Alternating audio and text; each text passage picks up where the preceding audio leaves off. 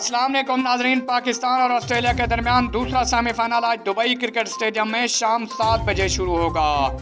नाजरीन, अगर आप ये मैच लाइव देखना चाहते हैं तो आपने बिल्कुल सही वीडियो पर क्लिक किया है। नाजरीन, आपको मैं ऐसा तरीका बताने जा रहा हूँ जैसे आप ये मैच लाइव बराह रास्त और HD क्वालिटी में देख सकेंगे। नाजरीन, आपने प्ले स्टोर में जाकर दराज ऐप डाउनलोड कर लेनी है। दराज ऐप पर यह मैच लाइव बराह रास्त HD क्वालिटी में दिखाया जाएगा।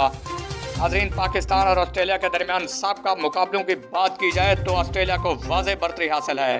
पाकिस्तान वर्ल्ड कप मुकाबलों में ऑस्ट्रेलिया को 1 बार, जबकि ऑस्ट्रेलिया वर्ल्ड कप मुकाबलों में पाकिस्तान को 4 बार शिकस्त से 2-4 कर चुका है। पाकिस्तान टीम में शामिल कप्तान बाबर आजम का कहना है कि ऑस्ट्रेलिया को हराने की भरपूर कोशिश करेंगे।